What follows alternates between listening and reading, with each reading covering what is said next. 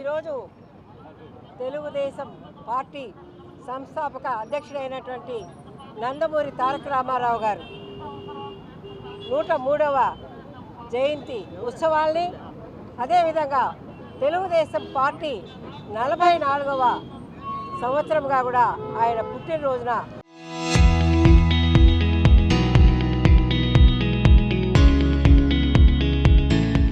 మహానాడు కార్యక్రమాలు ఈ రోజున అత్యంత వైభవంగా నిర్వహించుకునే విధంగా ప్రతి సంవత్సరం ఈ సంవత్సరం కూడా 27, 28 తారీఖుల్లో ఈసారి మరి హైబ్రిడ్ విధానంలో వర్చువల్గా మరి కేంద్ర పార్టీ కార్యాలయంలో కేంద్ర పార్టీ సభ్యులు, అదేవిధంగా రాష్ట్ర పార్టీ కార్యవర్గ సభ్యులతో అక్కడ మరి ప్రత్యక్షంగాను, అదేవిధంగా హైబ్రిడ్ విధానంలో 1872 క్లస్టర్లో వర్చువల్గాను ఈరోజు డిజిటల్ యుగంలో డిజిటల్గా మహానాడు కార్యక్రమాన్ని ఎంతో వైభవంగా నిన్నటి రోజున మరి 7,50,00,000 మంది మరి కార్యకర్తలు, తెలుగుదేశం పార్టీ కుటుంబ సభ్యులు, శ్రేయోభిలాషులు, అభిమానులు అందరూ కూడా వీక్షించి మరి మహానాడు కార్యక్రమం విస్తృతంగా ప్రజల భాగస్వామ్యంతో చేశాము అని చెప్పుకోవడానికి ఈరోజు తెలుగుదేశం పార్టీ గర్వంగా చెప్పుకుంటోంది. మరి అటువంటి తెలుగుదేశం పార్టీ ఈరోజు జాతీయ అధ్యక్షులుగా మన నారా చంద్రబాబు నాయుడు గారు, వర్కింగ్ ప్రెసిడెంట్గా మన యువ నేత నారా లోకేష్ బాబు గారు ఈ రోజున మరి స్త్రీశక్తి మెయిన్ ఉద్దేశంగా, స్త్రీశక్తి ఆశయంగా ఈనాడు జరిగేటువంటి మహానాడు కార్యక్రమంలో తీసుకుంటేటువంటి నిర్ణయాలను మరి సంవత్సరం రోజుల్లో కూడా పూర్తి చేసి వాటన్నిటిని కూడా ప్రజలకు అందించే దిశగా తెలుగుదేశం పార్టీ మరి ప్రజలకు అండగా ఉంటుందని తెలియజేస్తూ, మరి ఏదైతే స్త్రీశక్తి ద్వారా మహిళలకి దీపం పథకం కానీ, ఉచిత బస్సు కానీ, తల్లికి వందనం కానివ్వండి, అదేవిధంగా ఆడబిడ్డ నిధి కానివ్వండి, వాళ్ళందరికీ ఇచ్చి ఇంటికి దీపం ఇల్లాలంటి మహిళ ఈరోజు సంతోషంగా ఉంటే ఆ కుటుంబాలు సంతోషంగా ఉంటే ఆ సమాజము, ఆ రాష్ట్రము, ఆ వీధులు, ఆ వార్డులు, ఆ క్లస్టర్స్ అన్నీ కూడా సంతోషంగా ఉంటేనే రాష్ట్రమంతా కూడా సంతోషంగా ఉన్నట్టు అని మరి ఒక నినాదంతో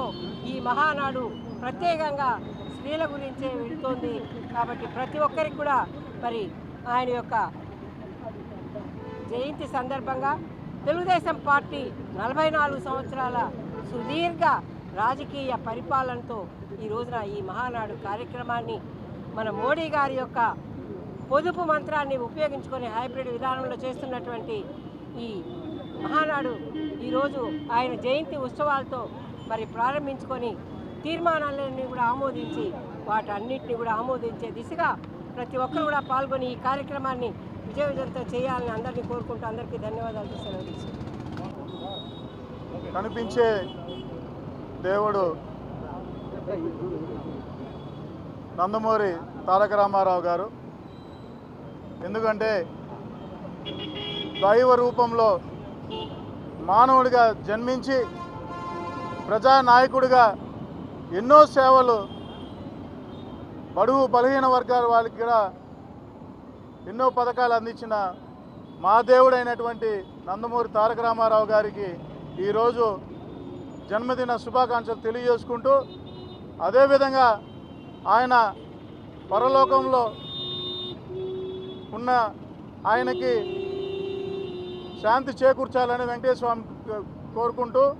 అదేవిధంగా ఆయన కుటుంబ సభ్యులందరికీ కూడా మంచిగా ఉండాలనేసి ఆ దేవుడు ఆశీస్సులు ఇవ్వాలని కోరుకుంటున్నాము. ముఖ్యంగా నందమూరి తారక రామారావు గారి అభిమానులుగా మేము కోరుకునేది ఒకటే, నందమూరి తారక రామారావు గారు ఒక ప్రజానాయకుడే కాకుండా రాముడుగా, కృష్ణుడిగా ప్రజలకి ఇలా ఉంటాడనే ఒక రూపాన్ని మనకందరికీ కూడా కనిపించినటువంటి మనిషి అయినటువంటి నందమూరి తారక రామారావు గారు. ఆయనకి భారతరత్న ఇచ్చి వాళ్ళ కుటుంబ సభ్యులకి అది అందజేయాలని మేము నందమూరి అభిమానులుగా మేము కోరుకుంటున్నాం.